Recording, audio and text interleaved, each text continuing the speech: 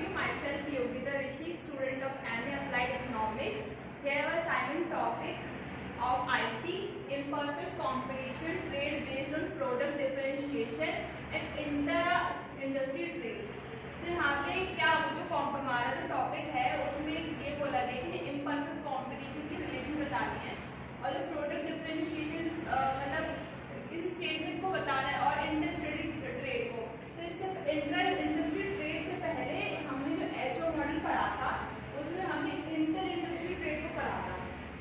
उससे पहले क्या बताया गया था कि जो भी मतलब हमारे जो प्रोडक्ट होते हैं, जो भी जो मतलब दो कंट्रीज आपस में एक्सपोर्ट और इंपोर्ट करती हैं, वो मतलब जिस रिसोर्सेज में वो लैक करते हैं वो एक्सपोर्ट करते हैं, मतलब इंपोर्ट करते हैं और एक्सपोर्ट करते हैं।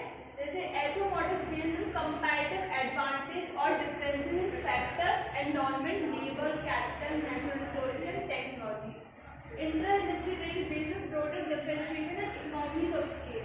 यहाँ पे ये बोला गया कि वहाँ पे जो हम लोग जो इसमें लैक कर रहे हैं वहाँ पे हो रहा है, पर इसमें क्या हो रहा है कि हम एक ही जो प्रोडक्ट है, सेम प्रोडक्ट है, पर वो भी डिफरेंशिएट हो जाता है। जैसे फॉर एग्जांपल हमारे पास कार होती है, पर कार में भी बहुत सी अलग अलग टेक्नोलॉजीज होती हैं और हर कार मतलब हर कार मतलब हर किसी को हर कंज्यूमर अलग अलग होते हैं उनकी, हर कोई इसे परचेज नहीं कर सकता, हर कार को खरीदने वाला कंज्यूमर भी अलग अलग होता है।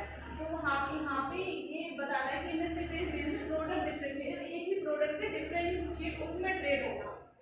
दूसरा पॉइंट क्या लिखा है, ट्रेड में lower the return of the nations cost factor with industry trade based on economies of scale it is possible for factor gain. यहाँ पे क्या बोला गया है कि जो ऐसे मतलब इंटर इंडस्ट्री ट्रेड हो रहा है जिसमें वो कोई रिसोर्सेज उसके बाद लैक कर रहा है, तो वहाँ पे उनको रिटर्न लोअर द रिटर्न हो जाएंगे, मतलब उनको जिसमें वो उनके पास जो ज़्यादा रिसोर्सेज है वो से कर पाएंगे, ना कि जो कम होगी उसमें स्कार्स कर जाएंगे। पर यहाँ पे क्या हो रहा है, ये इकोनॉमीज ऑफ स्केल पर डिपेंड करता है, मतलब कोई इकोनॉमी कितनी बड़ी है तो वो उससे ज़्यादा उसको बना पा रही है और वहीं पे वो एक्सपोर्ट कर पा रही है, इंपोर्ट कर पा रही है। तीसरा पॉइंट क्या लिखा है, inter industry trade is related to the sharp increase in international trade in parts and components of a product of outsourcing.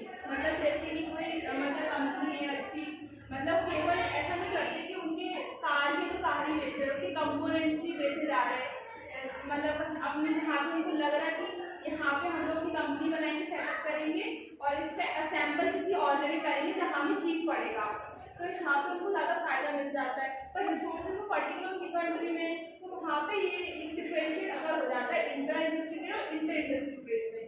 Inter industry trade is related to the sharp with differentiated product produced under economies of scale. Free trade related competitive prices may no longer accurately predict the pattern of trade. इसमें क्या होता है, मतलब हम लोग पहले से बता सकते हैं इंटर ट्रेड में कि मतलब क्या फायदा होगा क्या नुकसान होगा, और पर यहाँ पे हम लोग इंटर ट्रेड में हम पहले से प्रेडिक्ट नहीं कर पाते, हम इसके रिटर्न बाद में ही मिलते हैं। यहाँ पे एक फॉर्मूला भी बताया गया इसके लिए इंटर इंडस्ट्री ट्रेड के लिए कि T equals to 1 minus X, absolute में हम लेते हैं x माइनस m जो कि न्यूमरेटर है और अपॉन में x प्लस m। यहाँ पे जो x है वो एक्सपोर्ट है और m है वो इंपोर्ट है। न्यूमरेटर एब्सोल्यूट वैल्यू, मतलब हम जो t इसकी जो वैल्यू लेंगे, मतलब जो t की, और हाँ इसमें बोला गया कि जब सॉल्व करेंगे तो t की वैल्यू 0 to 1 में आएगी, 0 to 1 है।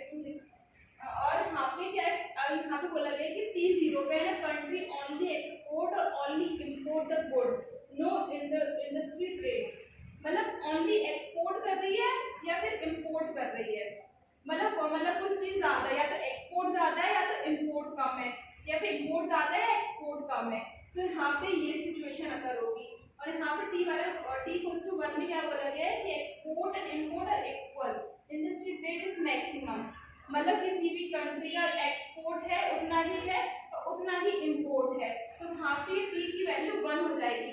और यहाँ पे बोला गया कि जब ऐसा होगा तो ये inter industry trade is maximum, मतलब ये इकोनॉमी, इसका सिंपल एक कंक्लूजन ये है कि ये intra industry trade economies of scale को बताती है और वहाँ पे कंपैरेटिव एडवांटेज को बताती है कि किसमें कंपैरेटिवली वो अच्छे हैं। मैं ये इस टॉपिक को कंप्लीट ये हा एक्सप्लेनेशन कंप्लीट. I hope